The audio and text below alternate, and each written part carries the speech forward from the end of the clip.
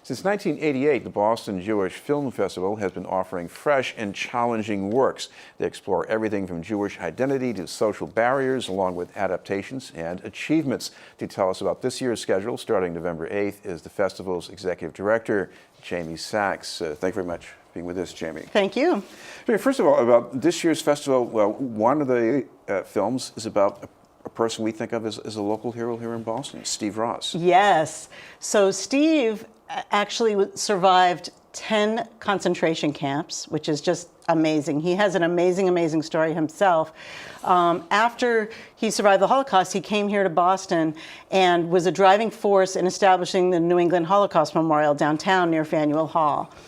So this film, which has been in the works for, I think, 10 or 15 years now, it's been a long time. The director, Roger Lyons, has been working on it.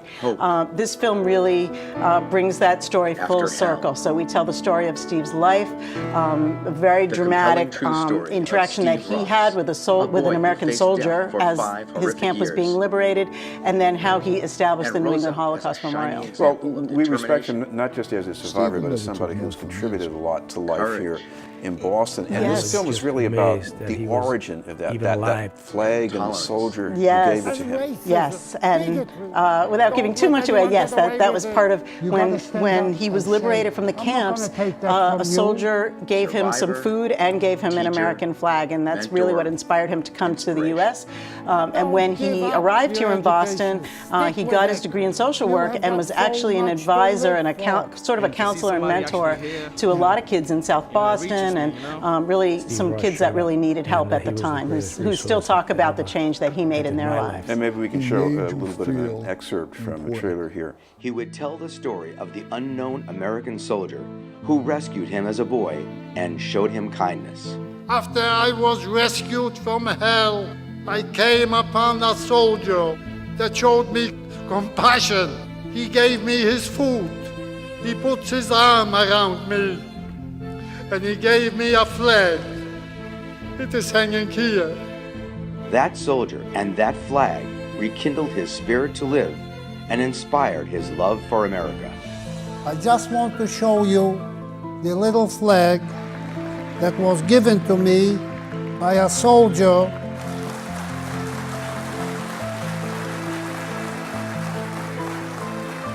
And always, there was that search for the soldier. I have searched for this angel for many years without success. He's been searching for 67 years. He needs to be able to rest on this.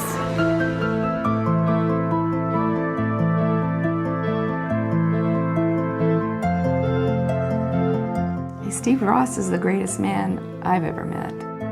Etched in glass, the legacy of Steve Ross. How would you like to be remembered?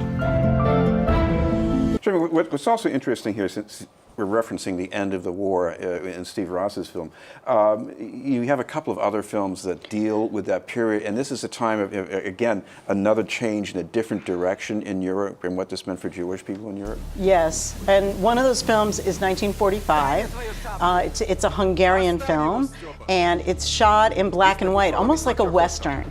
And these two, it focuses on these two men walking towards town, and they're clearly Jewish, and they're clearly, the townspeople can see them coming back, and you catch the sort of buzz that's happening in the town, and what people are worried about. What are these men doing here?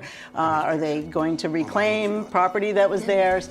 And you kind of see what's going on in the town. There's a wedding about to happen, and how this fear kind of infiltrates everything that's happening. And you have another film, Bye Bye Germany, too, right? Yes. This also, you're right, takes place in a DP camp right after the war. And there's a group of guys, a group of buddies, who all want to get to America, and they need to raise money. And so they start a business selling linens and tablecloths and things at inflated prices to the local Germans. And it's very funny how they do it and so it's kind of comedy in that sense. At the same time, the leader of the group is being interviewed by an American soldier, trying to find out what he did in the war, whether he was complicit, and he has a story that I think is now the topic of a lot of conversation about, about Jewish people who collaborated to save their own lives, and what do we think about them, and so we go through that story too.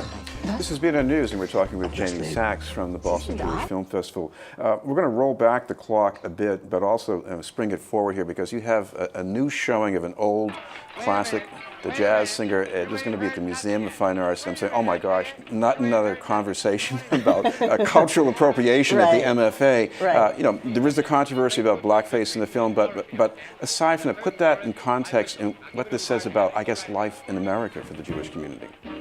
Right. Well, it's even though we've been having this conversation for a long time, it's a very current conversation. It's the 90th anniversary of this film. It was the first talkie, the first film that actually had voices and sound, and so it's really looking at a lot of these issues again about that we're now thinking about in terms of casting and who should be cast in different roles, and how, and about the Jewish experience and about someone who's intermarrying, and that is a topic that is always important in our community. And of course, the other thing that's going on here, he's an immigrant, son of a cantor, and he's trying to be a mainstream American. And Exactly. This is how he becomes a star doing this. Exactly, exactly. And of course, today we think about, all of us think about our backgrounds and our ethnicity, and how much are we American, how much are we members of ethnic groups and national groups, and we're always exploring that question.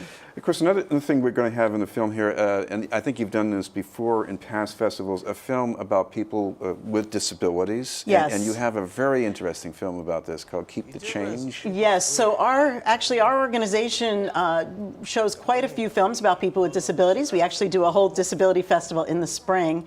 But this one is really interesting because just like we're talking about casting in terms of ethnicity, there's also a lot of talk right now about casting of people with disabilities in roles of people with disabilities. And what's great about this film is that it's a love story, it's a romantic comedy between two people who are on the autism spectrum, and the actors are actually on the autism spectrum. And the film was shot in Manhattan at the JCC, where they do a lot of work with people with disabilities and have all kinds of social skills groups and things, and a lot of the film takes place in those social skills groups. So everyone in the film who is shown as being on the autism spectrum is actually on the autism spectrum. They're on the spectrum, but in the movie they're also struggling with, I want to pass for normal too, right? Exactly, and they're getting pressure from their parents in different ways, and yes, they all struggle with that.